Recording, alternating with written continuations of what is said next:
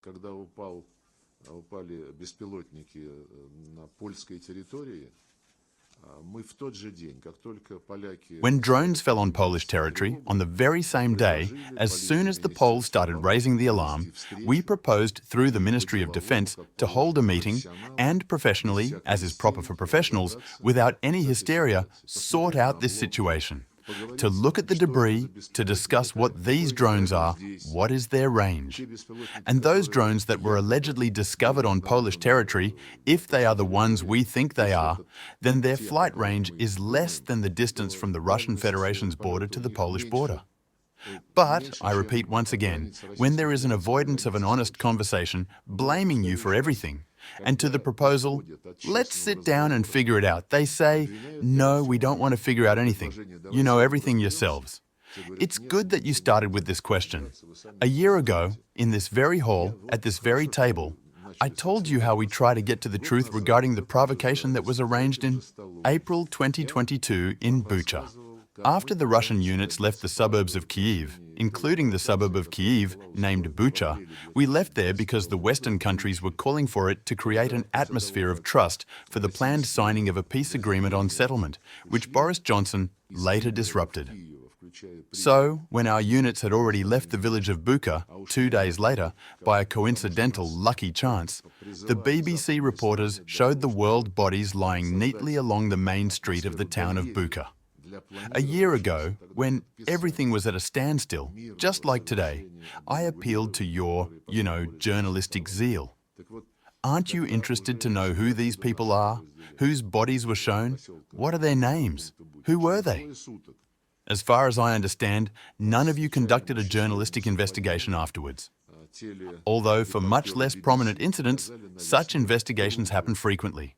Therefore, returning to the first question, we have nothing to hide. We never attack. Civilian objects, incidents happen, but we never conduct targeted fire on them. We never direct our drones or missiles at states located in Europe, and members of the European Union and countries of the North Atlantic Alliance. And once again, if the Poles really wanted to figure this out, we would have proposed a meeting, immediately proposed a meeting. But no one ever wants to discuss the facts. The mechanism for reinstating sanctions was embedded in the Security Council resolution that approved the Iranian nuclear deal, so-called in 2015. It was embedded as a result of direct negotiations between the Iranian Foreign Minister and the US Secretary of State, who was John Kerry at the time. This so-called snapback mechanism is not typical for any other sanctions regime. Essentially, it allowed any country to put to a vote a resolution to continue the sanctions-lifting regime. And a veto-wielding country could even alone block such a resolution, meaning that there would be no extension of the lifting of sanctions. No. Two considerations. First, it is not very elegantly formulated. Formulated with the sole purpose of constantly holding Iranian colleagues by the throat and not allowing them to make a single step to the left or right. The second consideration, Iran agreed to this exotic mechanism solely because it was sure it would never violate this deal, so the mechanism, for heaven's sake, could hang as something spare. But Iran did not and does not intend to violate it to this day. Therefore, they agreed to it with a light heart, as they thought.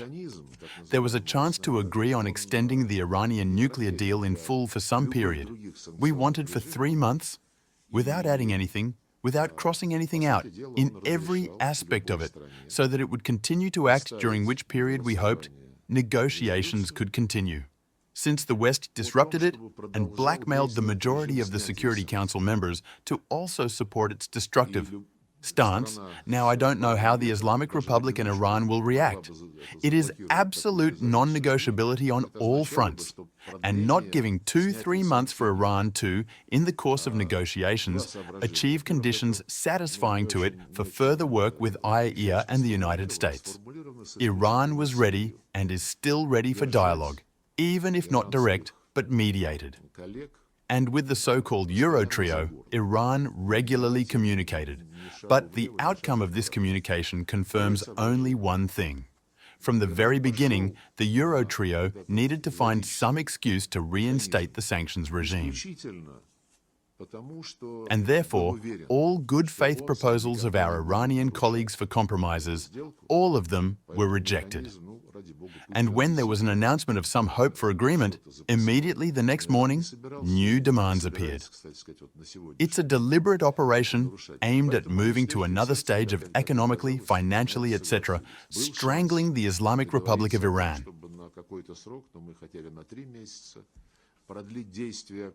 Иранской ядерной сделки в полном объеме, ничего не добавляя, ничего не вычеркивая, и во всех ее аспектах, чтобы она продолжала действовать на период, в ходе которого мы очень надеялись, могли бы продолжиться переговоры.